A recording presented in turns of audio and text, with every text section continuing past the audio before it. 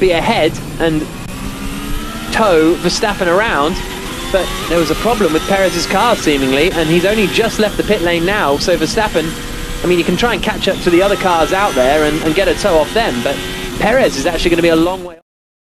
Yeah, sorry for last corner, but I had to try. I was a little bit behind. Yeah, exactly. So currently P7. Let's see what happens.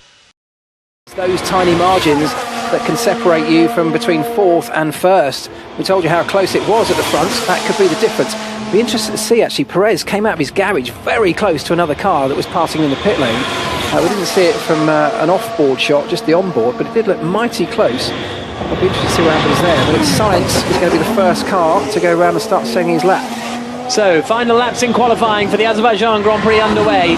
Max Verstappen, the championship leader, only fourth on the grid as it stands, and Carlos Sainz was so close to hitting the wall on the exit of the second corner, but he managed to keep it all together about, and now he's coming down towards the left-hander of turn 3. Another 90-degree left around the streets of Baku, the capital city, on the shores of the Caspian Sea, and he's losing a bit of time here. Carlos Sainz comes through the first sector and he's slower than he's been previously by 0.4 of a second.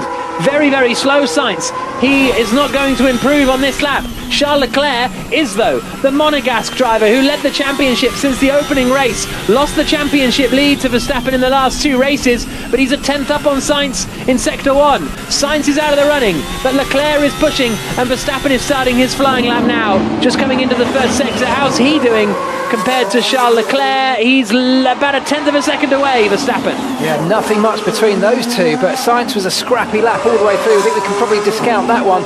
It's probably going to be between Leclerc and Verstappen as things stand. Leclerc currently with the fastest first sector. Verstappen, though, almost matching him to within a 10th coming into the middle part of this lap. Sainz has backed off, so his lap time will stand at 41.8, but it's whether anyone can beat it as Leclerc comes down through the second sector split now, and he's half a second up on Carlos Sainz. This is a huge lap incoming from Charles Leclerc. Not my lap.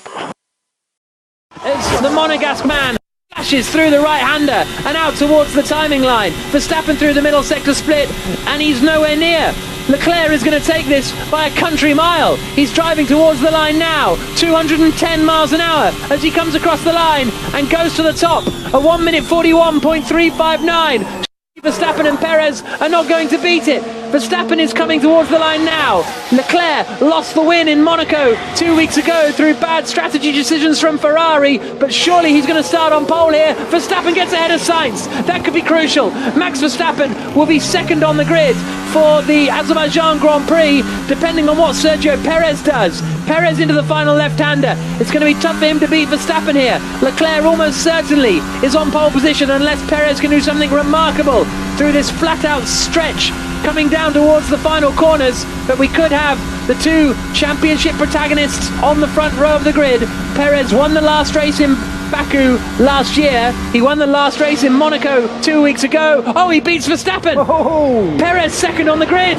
Verstappen third. Sainz fourth. But Charles Leclerc will start on pole position for the Azerbaijan Grand Prix. And that is his 6th pole position in 8 races. He just now needs to convert it on a Sunday, something he hasn't done since the 3rd race of the season back in Australia. Here's Leclerc's radio. Yeah, P1. Let's go! Come on!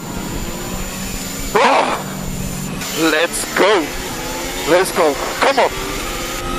That was a huge lap from Leclerc. Yeah, when it mattered, wasn't it brilliant? I mean, everything seemed to go just perfectly for him. We've seen mistakes all the way through the early part of qualifying, just tiny ones in different parts of the lap, but when it really mattered, Leclerc strung the whole thing together. Brilliant response from Sergio Perez, but just did not have.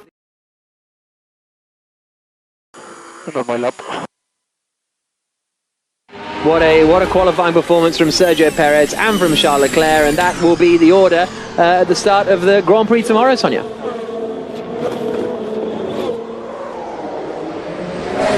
So that lost a lot of time, Sainz. Not my lap.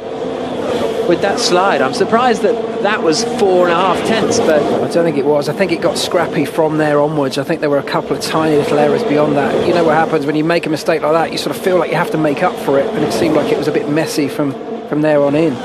So the order: Leclerc, Perez, Verstappen, Sainz, the top 4, Russell 5th, Gasly 6th, Hamilton, Tsunoda, Vettel and Alonso, the rest of the top 10.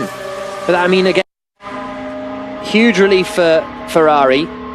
Well, great performance from Ferrari, but it's got to come tomorrow, hasn't it? Here's Verstappen's radio. That's a good effort, Max. We can race well from there tomorrow. Yeah, well done. Yeah, not bad, not bad. And Horner's right there, Christian Horner, 2nd and 3rd for the Red Bulls behind Charles Leclerc. They've got the chance to really put pressure on Leclerc, and that's going to be the focus for Ferrari, because as we say so many times